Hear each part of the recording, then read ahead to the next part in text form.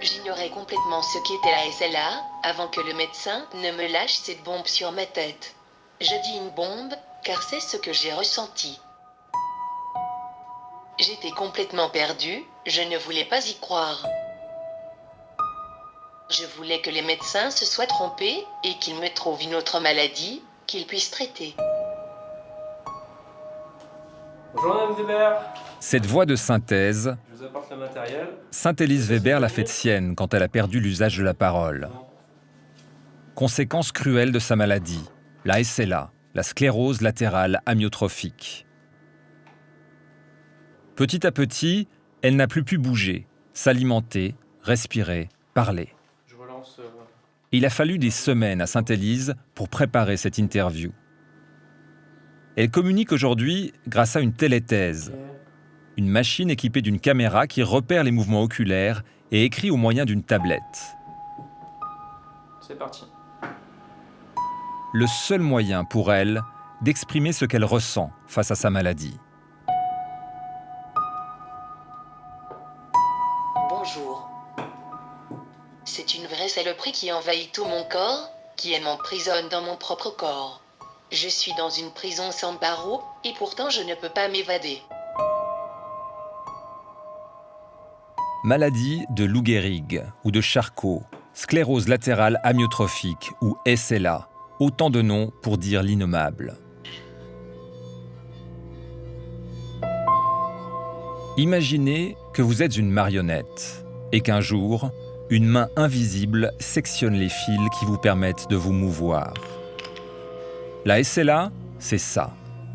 Sauf que ces fils qu'on coupe sont en fait des motoneurones, des cellules nerveuses qui vieillissent prématurément et cessent d'ordonner la contraction des muscles. Les muscles ne sont plus sollicités et fondent. La paralysie s'installe. Les premiers symptômes, c'est le plus souvent une faiblesse. En quelques fois, quelques semaines ou quelques mois, les personnes s'aperçoivent que certains mouvements qu'ils pouvaient faire, ils ont plus de peine à les faire. C'est très souvent la main. Et en même temps, les gens s'aperçoivent qu'ils ont moins de muscles. Et puis, ces muscles qui commencent à fondre, ils ont un phénomène très particulier, ils se mettent à bouger tout seuls. Ça s'appelle des fasciculations. Alors quand on voit ça, on pense tout de suite à... Il n'y a pas 36 maladies qui font ça, quoi. Il existe deux formes de sclérose latérale amyotrophique.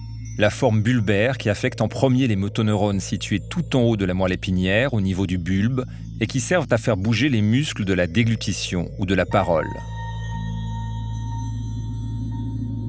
La forme spinale, quant à elle, touche d'abord les motoneurones de la moelle épinière qui contrôlent les membres inférieurs ou supérieurs.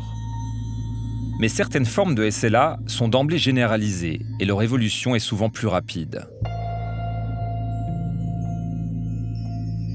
Tout comme ses cousines, Parkinson et Alzheimer, cette maladie dégénérative est en augmentation, en raison notamment du vieillissement de la population. La SLA touche 700 personnes en Suisse. C'est une maladie rare, la moins rare des maladies rares. Et son issue est toujours fatale.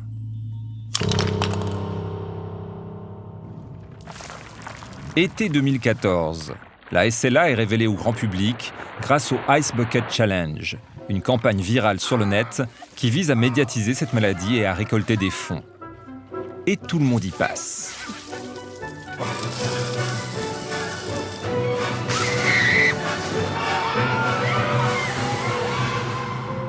Mais c'est l'astrophysicien Stephen Hawking qui a le plus attiré l'attention sur cette maladie. It would not be wise for me to have a bucket of cold water poured over me. But my children, gallantly volunteered to take the challenge for me. 2, 3, go William!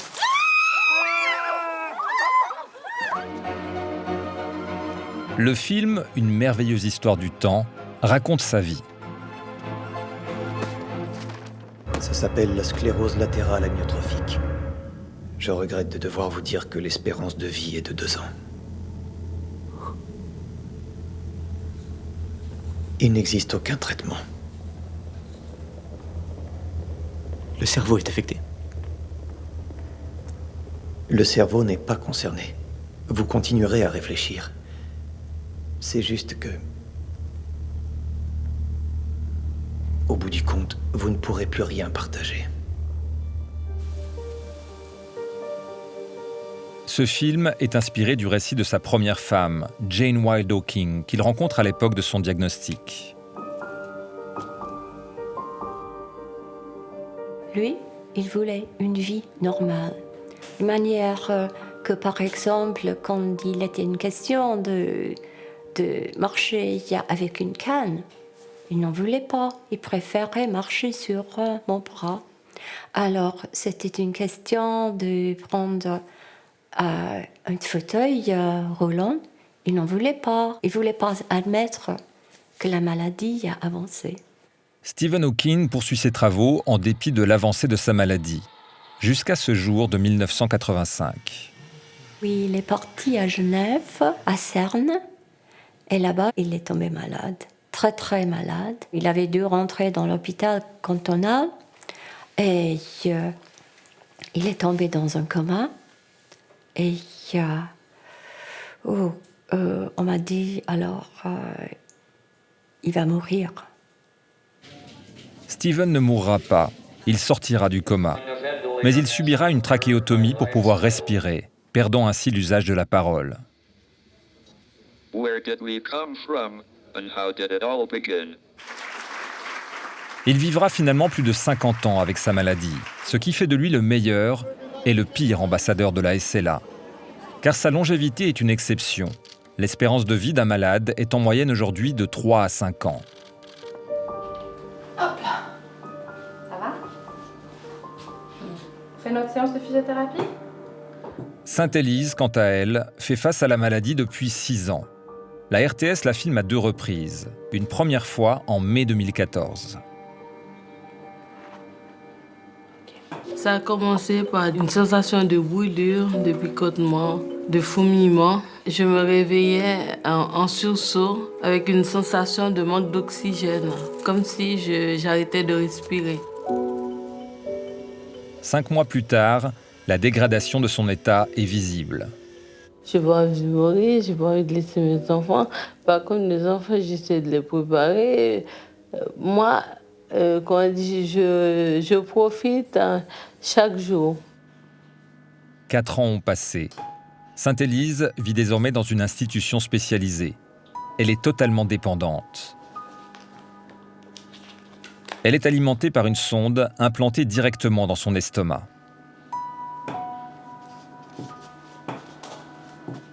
« 15 heures par jour, elle porte un masque qui l'aide à respirer.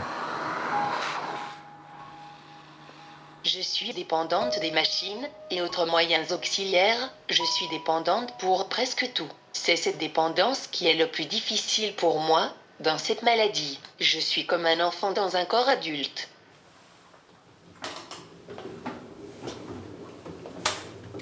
Ce basculement dans la dépendance, Alexandre Grangier ne le connaît que trop bien. Atteint de la SLA depuis 2 ans, la progression de sa maladie est plus rapide. Je prépare à manger pour mes enfants. Ce soir-là, je n'arrivais pas à soulever une poêle. Je me suis dit, c'est sûrement la fatigue. Il était 2 fois au CHUV pour les examens. Et après, on est parti à Londres.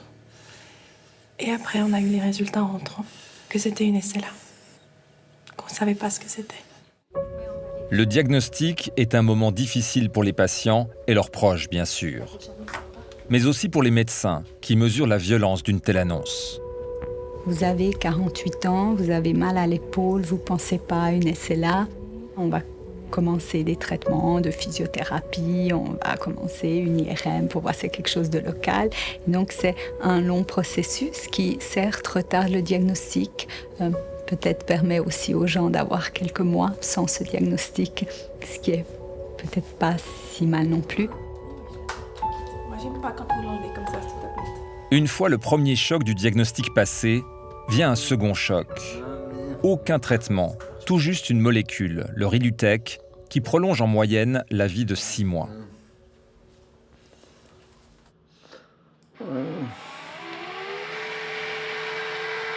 La SLA est une maladie incurable, donc nous n'avons pas de traitement permettant de revenir à une absence de maladie. Et la seule chose qu'on peut offrir à ces patients, mais qui est beaucoup, c'est une palliation, donc un accompagnement des symptômes et un soulagement de ces symptômes par les soins palliatifs. Soins palliatifs. 2 mots lourds de sens qui n'ont pas manqué de faire réagir le couple.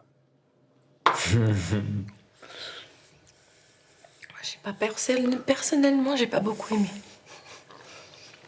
Donc, non, c'était pas possible et envisageable de le faire tout de suite quand on a eu l'annonce. Par contre, maintenant, ils sont indispensables. Et puis, c'est vers eux que je me retourne quand on va pas bien.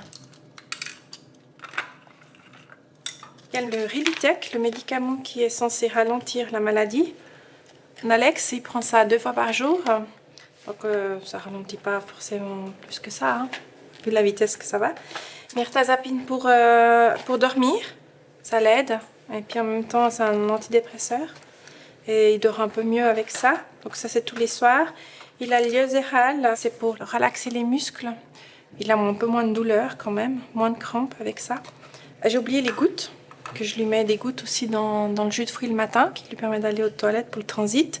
Et puis du Dafalgan pour le soir, pour les douleurs, parce qu'il a plutôt mal au bras toute la nuit, vu qu'il ne peut plus tellement bouger. L'impossibilité de trouver un médicament vraiment efficace s'explique notamment par la complexité de cette maladie. À l'Institut national de la santé et de la recherche médicale à Strasbourg, une équipe de scientifiques tente d'en percer les mystères. La SLA est une maladie qui est difficile à aborder parce que c'est une maladie hétérogène. Faut savoir qu'actuellement, on a presque 50 gènes qui causent la SLA et ce sont que les formes familiales qui représentent 20%. Il y a 80% des cas de SLA, on ne sait absolument pas d'où ils viennent. Donc c'est un énorme problème pour faire de la recherche déjà au départ. Une grosse hétérogénéité déjà de cause, et puis après une très grosse hétérogénéité aussi de pronostics, c'est-à-dire que certains patients SLA ont des durées de vie extrêmement courtes, des progressions très rapides, d'autres vont avoir des progressions beaucoup plus lentes, et on ne comprend absolument pas d'où ça vient. Donc ça aussi, ça complique la recherche, en particulier la recherche clinique. Mais il est un facteur reconnu pour son influence dans l'évolution de la maladie, la perte de poids. Chez les patients SLA, une perte de poids de 3 kg réduirait l'espérance de vie de 1 an. Chez des souris générées à partir de la forme héréditaire de la maladie, on constate que le maintien du poids est un facteur de longévité. Ok, c'est parfait. On va lancer les manips alors. Parfait. C'est bien, merci. Il y a une dizaine d'années, on s'est aperçu que les souris perdaient du poids avant d'avoir des problèmes moteurs. Et on a fait un raisonnement très simple. On s'est demandé si on contrecarrait ces problèmes de perte de poids, on arriverait à augmenter la durée de vie des souris, et c'est le cas. Donc depuis, on s'intéresse à comprendre d'où vient la perte de poids et comment on peut, en traitant cette perte de poids, améliorer les symptômes de la SLA. Les chercheurs vont alors suivre une piste pour maintenir le poids des souris malades. Un régime hypercalorique. On est parti d'une alimentation de souris tout à fait normale. Une souris, ça mange très peu de gras par rapport à un homme, hein. Donc on a simplement monté la proportion de beurre et de graisse saturée dans l'alimentation de la souris. Et on s'est aperçu que plus on augmentait la proportion de gras, plus la souris vivait longtemps, et plus on retardait aussi la mort du motoneurone, qui est la cellule qui meurt, le neurone qui est atteint au cours de la SLA. Notre objectif à terme, c'est d'essayer de montrer que la même chose existe chez l'homme et qu'on peut arriver à augmenter la durée de vie des patients en traitant leur perte de poids. Pour l'instant, on n'est pas sûr. L'étude chez le patient humain est en cours et devrait être publiée dans le courant 2019. La piste du régime hypercalorique n'est donc pour l'heure pas confirmée. Mais Stephen Hawking avait lui-même opté pour une alimentation spécifique. Faut-il y voir l'un des secrets de sa longévité? Il s'est décidé que le gluten, c'était quelque chose qui lui faisait beaucoup de mal. Et alors, nous avons supprimé le gluten. Mais aussi, Stephen avait retrouvé que le sucre lui faisait mal.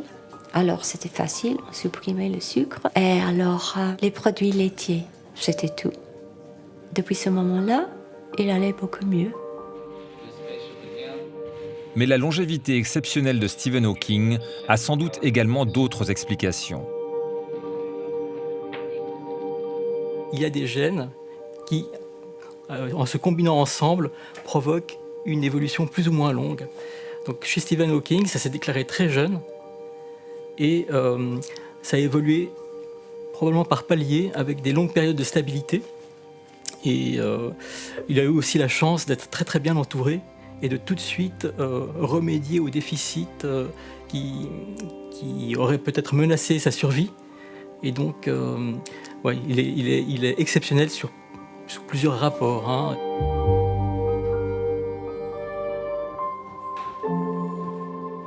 L'alimentation ne saurait à elle seule expliquer tous les cas de longévité exceptionnelle de patients SLA. À 68 ans, Doris est atteinte de la maladie depuis 8 ans. Mais elle a conservé une étonnante mobilité. Donc les 2 premières années, j'ai vraiment chuté fort. Et puis en 2012, j'arrivais plus à supporter la nourriture. Vraiment, j'étais au plus bas que je pouvais être, que je me souviens de que je pouvais. Et tout d'un coup, il y a la force qui est venue, j'ai récupéré. Et ça, c'est dans la SLA, ça se fait pas. On récupère pas. Mais moi, je récupère. Le cas de Doris ne s'explique pas. Elle parle d'une relation très particulière avec sa maladie, sa meilleure ennemie. Elle a voulu mes jambes, et puis après, j'ai dit, il n'est pas question. Et puis, je me suis mise à marcher les petits pots et à entretenir tout ce qui me restait, ce qu'elle m'a laissé. Et puis, j'ai dit ça, mais pas plus loin. Et puis après, elle voulait mes mains et puis mes bras. Et j'ai dit, puisque c'est comme ça, je vais te faire tricoter. Et puis après, tu verras ce que tu peux faire ou ce que tu ne peux pas faire. C'est moi qui décide. Doris vit encore chez elle, grâce à un solide réseau d'amis et des soins à domicile.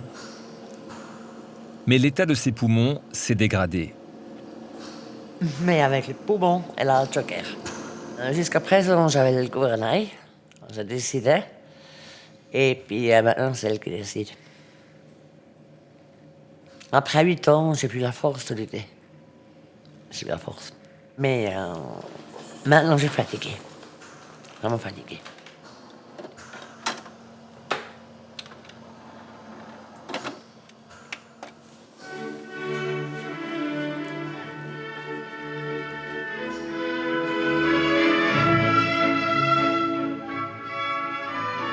Ces cas atypiques, inexpliqués, le pneumologue Jean-Paul Janssens en voit passer au centre SLA des hôpitaux universitaires de Genève. Et il s'interroge. Bonjour Brigitte. Je voulais voir avec vous juste 2-3 petites choses. Le groupe des patients qu'on voit est très hétérogène. Alors, on n'est pas tout à fait sûr, quand on voit un comportement aussi hétérogène de la maladie, qu'on a affaire à une seule maladie. Et peut-être qu'on a affaire à un groupe ou à une série de sous-groupes de la même entité qui touche le motoneurone et pour lesquels les cibles thérapeutiques sont peut-être différentes. On a tous suivi l'histoire de Stephen Hawking et de sa survie phénoménale. Et puis, on sait aussi qu'on a des gens qui vont avoir la même maladie, mais avec un décours extrêmement rapide. Est-ce que c'est vraiment la même maladie? Donc ça, c'est une vraie question. Face à une telle diversité, la prise en charge d'une personne atteinte de la SLA est un vrai défi pour les soignants. En Suisse, des réseaux pour coordonner la prise en charge qu'implique une telle maladie se mettent peu à peu en place. 2h30, ça joue. À Lausanne, le CHUV va même jusqu'à organiser des rencontres entre patients, proches et soignants à domicile. Bonjour à tous, pour ce réseau, je suis Monsieur Grangier. On va refaire un petit tour de table. Donc, pour se présenter, Karine Vanet. Sont présents ce jour-là les médecins généralistes de la famille, des spécialistes de la maladie, une assistante sociale, des représentants des soins palliatifs, des infirmières à domicile, une physiothérapeute, une logopédiste, une psychiatre et des coordinateurs. Il s'agit en fait d'une équipe qui peut prendre en charge la totalité des problèmes présentés par ces patients. Donc, c'est des patients qui, même si l'atteinte primaire est uniquement neurologique, ceci va avoir des répercussions sur la fonction musculaire, sur la parole, sur la déglutition, sur la respiration. Les compétences d'un médecin ne sont souvent pas suffisantes. Donc, il y a plusieurs corps de métier qui doivent graviter autour de ces patients. Un des objectifs de ce réseau est d'anticiper les besoins d'une maladie qui évolue vite, notamment auprès des assurances. L'assurance santé commence à mettre un peu de limites par rapport aux soins qui peuvent être remboursés. Les assurances connaissent peut-être moins cette maladie et mettre des freins, demandent beaucoup de justifications et tout ça prend du temps et ce temps est un temps que ces patients n'ont pas. Il y a un document suivi de santé, c'est une demande de suivi de santé. C'est le médecin de famille qui doit le remplir et le renvoyer chez eux. Puis après, ils viennent faire une évaluation à domicile. Tout est en cours maintenant, on attend la réponse et puis de toute façon, on va vous tenir au courant. On va serrer les coudes tous. Hein. Oui. N'est-ce pas? Oui. Voilà. De tels réseaux sont récents. Tous les hôpitaux n'en sont pas équipés. Quand le malade doit aller voir individuellement chaque spécialiste, en plus de la multitude des soins, la situation devient simplement invivable. Pour l'heure, en Suisse, les personnes les plus sollicitées lors de la prise en charge de maladies telles que la SLA restent les proches aidants. Les relations familiales sont alors mises à rude épreuve. C'était tout ouvert, j'aurais pu rentrer. Qu'est-ce que je voulais? J'aime pas ce job d'être soignante. Mais quand je le mouche, ou quand je le gratte, ou quand je lui donne à manger, c'est pas un job, hein. C'est juste mon amour de toujours. Donc voilà. Mais pour ces familles, c'est tout un équilibre qui est bouleversé. Donc on voit quand même qu'un membre de la famille s'éteindre gentiment. Et voilà, il faut continuer quand même à vivre, quoi.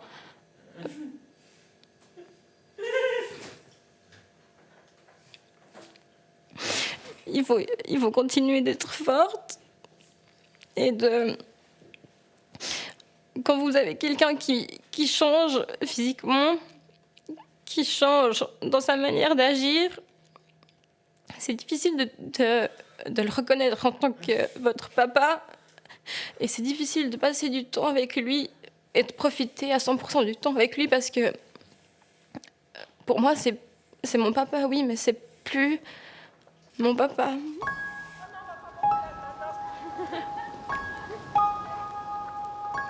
La famille, elle en prend un coup. Un sérieux coup.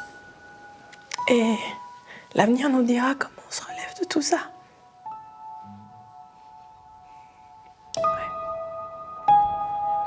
Ce samedi-là, pour conjurer le sort, pour donner un ou plutôt des visages à cette cruelle ennemie, les malades et leurs proches se réunissent sur les quais de Genève pour une marche de l'espoir. À l'origine du projet, l'association de Sainte-Élise. 7, 6, 5, 4, 3, 2, 1. Une manifestation pour y croire, mais aussi pour se souvenir. Un ballon pour chaque personne emportée par cette maladie.